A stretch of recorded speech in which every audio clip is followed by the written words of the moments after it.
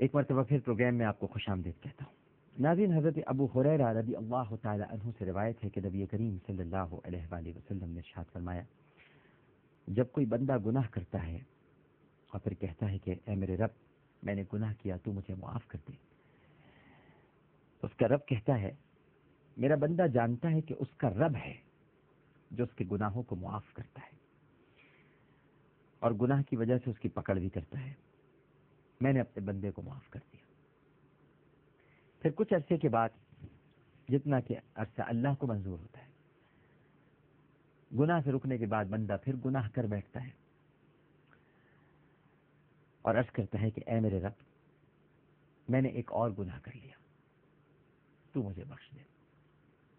اللہ سبحانہ و تعالی ارشاد فرماتا ہے، میرا بندہ جانتا ہے کہ اس کا کوئی رب ہے جو گناہ کو معاف بھی کرتا ہے اور اس کی وجہ سے اس کی پکڑ بھی کرتا ہے، لہذا اللہ سبحانہ و تعالی ارشاد فرماتا ہے کہ میں نے اس کے گناہ کو معاف کر دیا۔ بندہ پھر گناہ کرتا ہے اور کہتا ہے کہ اے میرے رب، میں نے ایک اور گناہ کر لیا ہے، آپ مجھے بخش دیجیے۔ اللہ تعالیٰ پھر ارشاد فرماتا ہے، میرا ایک بندہ ہے جو جانتا ہے کہ اس کا ایک رب ہے جو گناہ معاف بھی کرتا ہے اور اس کی پکڑتا بھی ہے، یعنی اس کی پکڑ بھی کرتا ہے، اس کی گناہوں پر اس کو جکڑ بھی لیتا ہے۔ میں نے اپنے بندے کو معاف کیا۔ اگر وہ اس طرح گناہ کر کے توبہ کے عمل کو صدق دل کے ساتھ دہراتا رہے تو وہ جو چاہے کر لے، لیکن اگر گناہ کی حالت میں قبل از توبہ موت آ گئی ناظرین کرام، تو پھر سوائے پچھتاوے اور بدکاری کی کالت کے کچھ اور نہیں ملے گا، کیونکہ آدمی کو تو اپنی موت کی خبر نہیں ہے اور توبہ کا عمل اس کے لیے یقینی نہیں ہے۔ بڑی اہم بات ہے، موت کی خبر نہیں ہے اور توبہ کا عمل اس کے لیے یقینی نہیں ہے۔ حدیث شریف میں آتا ہے، انما الاعمال بالخواتیم، اعمال کا مدار خاتمے پر ہے۔ تو ایسے شخص کی زندگی کی کا آخر ناظرین کرام اگر گناہ میں ہو گیا صرف، تو حسرت ہی ہوگی اور بار بار گناہ کرنے کی یہ نحوست بھی ہوتی ہے کہ اس کو توبہ کی توفیق بھی نہیں ملتی اور وہ گناہوں پر جری ہو جاتا ہے، طاقتور ہو جاتا ہے۔ اس لیے اس حدیث کے اس جملے کو سامنے رکھ کر ہمیں گناہوں پر جرت نہیں کرنی چاہیے۔ اللہ تعالیٰ سب کو گناہوں سے محفوظ رکھے۔ حضرت ابن مسعود رضی اللہ تعالیٰ عنہ بہت بڑے صحابی ہیں، ارشاد فرماتے ہیں کہ نبی کریم صلی اللہ علیہ وآلہ وسلم نے ارشاد فرمایا، التائب من الذنب کما اللہ ذنب لہ، گناہ سے توبہ کرنے والا شخص اس طرح ہو جاتا ہے جیسے اس نے کوئی گناہ ہی نہ کیا ہو۔ آپ صرف حدیث کے ان الفاظ پر غور کیجیے، توبہ کرنے والا شخص ایسے ہو جاتا ہے جیسے اس نے کوئی گناہ ہی نہ کیا ہو۔ اب اس سے بڑھ کر پروردگار کی مہربانی اور کیا ہوگی؟ آپ گناہ بھی کرتے ہیں اور جب توبہ کرتے ہیں تو ایسے ہو جاتے ہیں کہ آپ سے کوئی گناہ سرزد ہی نہیں ہوا ہے۔ حضرت ابن عمر رضی اللہ تعالی عنہما ارشاد فرماتے ہیں کہ نبی کریم صلی اللہ علیہ وآلہ وسلم کا ارشاد پاک ہے، اللہ تعالیٰ بندے کی توبہ کو قبول کرتا رہتا ہے جب تک کہ وہ موت کے غرغرے کی حالت کو نہ پہنچے۔ اسی طرح حضرت ابو ہریرہ رضی اللہ تعالی عنہ سے روایت ہے کہ نبی کریم صلی اللہ علیہ وآلہ وسلم نے ارشاد فرمایا کہ بنی اسرائیل میں دو شخص آپس میں بھائی بنے ہوئے تھے، ایک گناہ کرتا تھا، دوسرا عبادت کی مشقت اٹھاتا تھا۔ یہ مشقت اٹھانے والا دوسرے کو ہر وقت گناہ میں دیکھتا تو کہتا باز آ جا مت کیا کر گناہ۔ ایک دن اس کے گناہ میں مصروف دیکھا تو کہا باز آ جا۔ اس نے کہا بھائی مجھے اور میرے رب کو تنہا چھوڑ دے، تو میرا نگراں مقرر نہیں کیا گیا ہے۔ اس نے کہا کہ خدا کی قسم اللہ تجھے نہیں بخشے گا، یا روایت میں آتا ہے کہ یہ کہا کہ اللہ تجھے جنت میں داخل نہیں کرے گا۔ چنانچہ ان دونوں کی روحیں قبض کر لی گئی۔ یہ روحیں اللہ کے سامنے پیش ہوئیں تو اللہ تعالیٰ نے محنت کرنے والے سے کہا، مشقت کرنے والے سے کہا، کیا تو مجھے جانتا تھا؟ بڑی توجہ طلب ناظرین کرام بات بیان کر رہا ہوں آپ سے. کیا تو مجھے جانتا تھا یا جو کچھ میرے اختیار میں تھا اور ہے تو اس پر قادر ہے؟ پھر گنہگار سے فرمایا جا میری رحمت سے جنت میں داخل ہو جا، اور دوسرے کے لیے فرمایا اس کو جہنم میں لے جاؤ.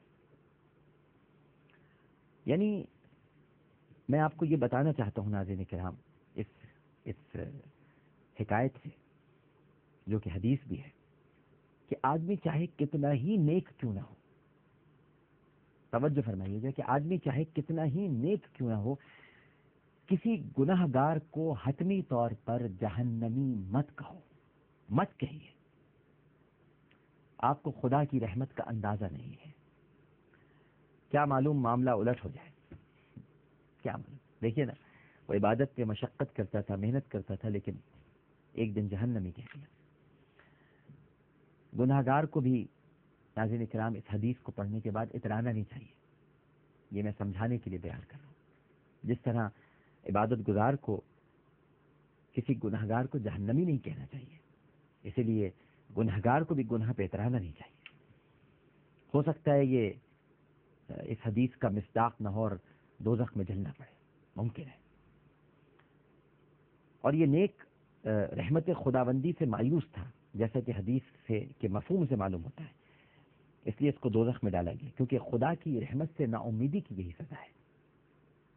مایوس ہو گیا تھا گناہگار کے بارے میں، اس نے سوچ لیا تھا یہ تو جہنم میں ہی جائے گا. یہ بھی تو ایک مایوسی ہے. مایوس نہ ہو، ہمیشہ امید سے رہیں. تو نہ اس حدیث کی بنیاد پر گناہگار کو اترانا چاہیے، اور نہ اس حدیث کی بنیاد پر نیکوکار کو یہ چاہیے کہ وہ کسی گناہگار کو ہر وقت آر دلا دلا کے اسے جہنمی کہے اور مایوس ہو جائے اس کی طرف سے. اللہ تعالیٰ نہ جانے کب کس کو ہدایت دے دے. ہدایت تو وہ پھول ہے جو دل کے آنگن میں اسی وقت کھلتا ہے جب کھلانے والے کی مرضی ہوتی ہے. جب وہ چاہتا ہے تبھی ہدایت ملتی ہے. کسی کے کہنے سے، کسی کے راہ دکھلانے سے یا کسی کے سمجھانے سے ہدایت نہیں ملتی. یہ اللہ تعالیٰ کی عطا ہے، وہ جس کو چاہتا ہے اسی کو ہدایت عطا فرماتا ہے. لہذا ہمیں بہت خیال کرنا چاہیے اپنی عبادتوں کے معاملے میں بھی، اور کسی پر تنقید کرتے ہوئے بھی. ہم بھول جاتے ہیں ناظرین بسا اوقات، اپنے آپ کو اتنا متقی سمجھنے لگتے ہیں، اتنا پرہیزگار مان لیتے ہیں، یعنی اپنے ہی بارے میں حسن ظن کا شکار ہو جاتے ہیں. حسن ظن اچھی چیز ہے، بدگمان نہیں ہونا چاہیے، بدظنی نہیں رکھنی چاہیے، لیکن ایسا بھی نہیں ہونا چاہیے کہ آپ اپنے سجدوں پر، اپنے قیام پر، اپنے روزوں پر اتراتے رہیں، اور جن کو توفیق نہیں ہو رہی ان کو جھٹلاتے رہیں، ان پر اظہار برتری کے لیے غرور کریں، فخر کریں. اور کہیں ایسا نہ ہو کہ آپ کا یہ غرور، آپ کا یہ فخر، جیسے کہ رمضان المبارک کا مہینہ ہے، اگر کوئی روزے نہیں رکھ رہا تو اس کو ضرور سمجھائیں کہ روزہ کیا ہے، لیکن اس پر اپنے روزے کی برتری نہ جمائیے، کیونکہ پھر حشر وہی ہوگا جو حضرت ابو ہریرہ رضی اللہ تعالی عنہ سے بیان کرتا روایت میں ہمیں پتہ چلتا ہے. کیونکہ پتہ نہیں وہ کب روزے دار بن جائے، اس کے دل کے نہا خانے میں کب وہ بند دروازہ کھل جائے جس پر لگا ہوا قفل یقیناً اس کی چابی اس کے پاس نہیں ہے، ورنہ تو وہ خود کھول لیتا. اس کی کلید تو خدا ہی کے پاس ہے، جب چاہے گا وہ قفل کھول دے گا اور بندہ اس کی طرف دوڑتا چلا جائے گا. تو بندے کو خدا کی طرف جانے کا موقع دیجیے، راستے مت روکیے.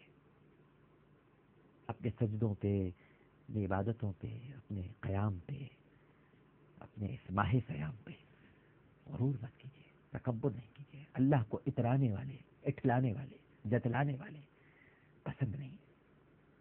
عاجزی، انکساری کے ساتھ اپنی عبادتیں کرتے رہیے، کیونکہ ہم تو چاہ کر بھی ناظرین کرام اس کی عبادتوں کا حق ادا نہیں کر سکتے.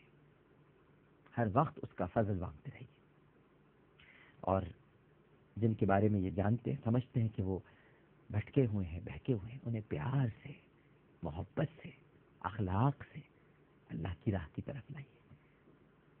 وہ راہ پر نہ بھی آئے تو کم از کم آپ کے اس اخلاق کا، آپ کے اس پیار کا آپ کو ثواب ضرور ملے گا.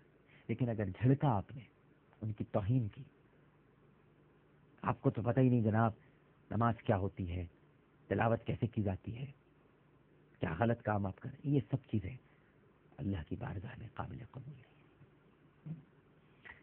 پروگرام پیش کرتے ہوئے کوئی غلطی، کوئی صحف تو اپنے رب کے حضور معافی کا خواستگار اور توبہ کا طلبگار ہوں. میری کسی بات سے اگر آپ کو تکلیف پہنچی ہو، طبیعت پر کوئی گرہ گزری ہو، تو میں بھی آپ سے معافی مانگتا ہوں، درگزر فرمائیے گا. عامر لیاقت حسین کو اجازت دیجیے. زندگی رہی انشاءاللہ اگلے پروگرام میں اسی وقت اسی چینل پر آپ سے پھر ملاقات ہوگی. اللہ حافظ.